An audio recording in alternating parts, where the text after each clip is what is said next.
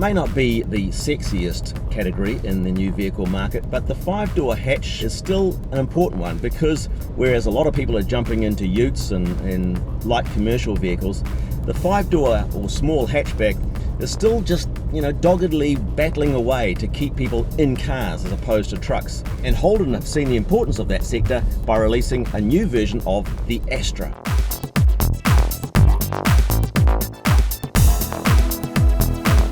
This Astra hatch is an Opel, and it was awarded the 2016 Car of the Year in Europe. It's actually designed in the UK and built in Poland. They haven't just picked this car up from Europe and dumped it onto our roads and expected us to love it. They actually got engineers from Holden Australia to go to Europe and work on the cars to fine-tune the steering and the suspension so that the car has a bit more of an Australasian feel to it. One of the things that you pick up from that Australisation program is that although it's a very European car inside and out, the blinker stalk is on the right hand side of the steering column. So it's just a quick little reminder that this car has actually been fettled for us. The Astra hatch and sedan both come in 3 different spec levels. The one we're driving as the hatch is an RSV, and it's an automatic. A 6-speed automatic. It's also available as a 6-speed manual, which I've driven and really enjoyed. Price for this particular unit, $38,490. But it does come with a free coffee cup. So if buyers are expected to put the Holden Astra in the same consideration group as the Volkswagen Golf, how do you think it'll stack up? Well, from an interior finish point of view, the Astra is probably going to leave a little bit to be desired for those looking for Volkswagen levels of materials and finish. It's okay down to sort of like the bottom of the steering wheel, but from there on down, it's kind of like, it looks like they really started to either run out of money or decided to just skimp on materials.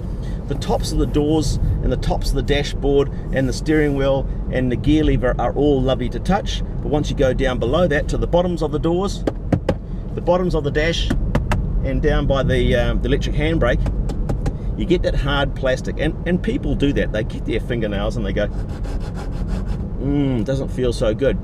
You don't get that in the Golf.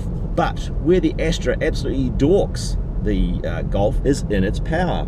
This car puts out 147 kilowatts, and that's a huge amount compared to the Golf and the Mazda 3. In fact, even the Mazda 3 2.5 litre puts out considerably less. Holden's done a great job of bringing this particular spec into the market, because as a 1.6 turbo, this car's actually pretty stroppy.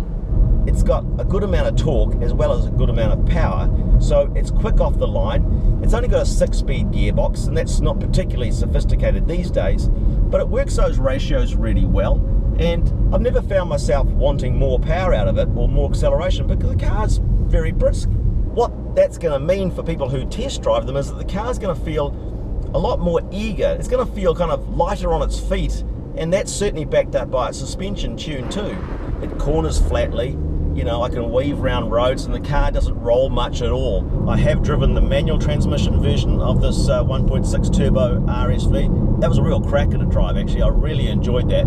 The auto, of course, not quite as involving. To have to self-select ratios through the lever alone is a little bit old school these days, and this car is quite a sporty car. It handles the bends very well, so you kind of want to get involved in the driving environment, and steering wheel paddles for gears would be a real bonus in that respect. I'm averaging 7 litres per 100k as a mixture of running around town and out in the open road, so yeah, pretty frugal. It's got start-stop technology, as most cars do these days, but I have found that this one is particularly good in that when the car starts up again, it starts very quickly, and without that sort of terrible shudder you often get from smaller engine cars.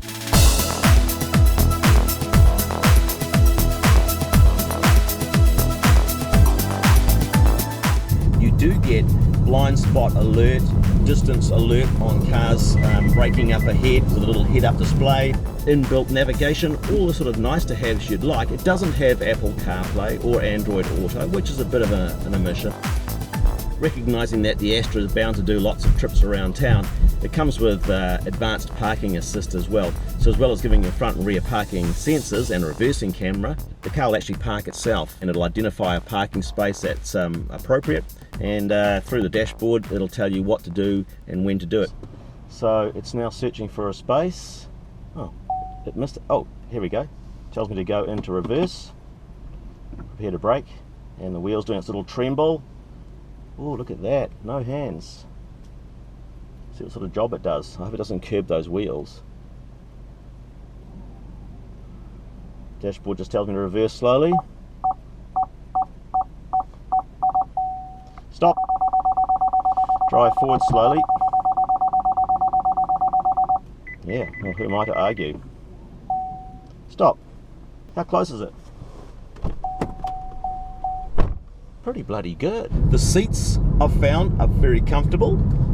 They hug you very well. They're heated. They have electric adjustable lumbar support on both sides.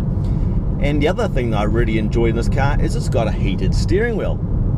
Now the heated steering wheel is kind of weird in a way, because when it warms up, you find that the spokes area at the 9 o'clock and 3 o'clock position get the hottest, and the 12 o'clock and 6 o'clock position, top and bottom, are the coldest. So it's kind of like a small version of the Earth, I suppose, where you've got a lot of heat around the equator, but not much heat on the polar ice caps. I guess that encourages you to keep your hands in the nice 2/4 to 3 position for good steering. 5-door hatchback buyers are a practical bunch, and they want their cars to be practical too. The Astra doesn't disappoint. It's got good leg room in the back. I can sit myself very comfortably behind the front seat when it's set for me. So yeah, as a 5-seater, perfectly lovely. The boot's good, got a nice flat load space, not a particularly high sill to access through, so all the boring stuff that a family might need has been well thought out. I'm quite enjoying throwing the Astra around the city because it's pretty nimble. It's got a good amount of poke, and you can accelerate quickly and cleanly into gaps, which makes it really quite reassuring to drive in congested traffic.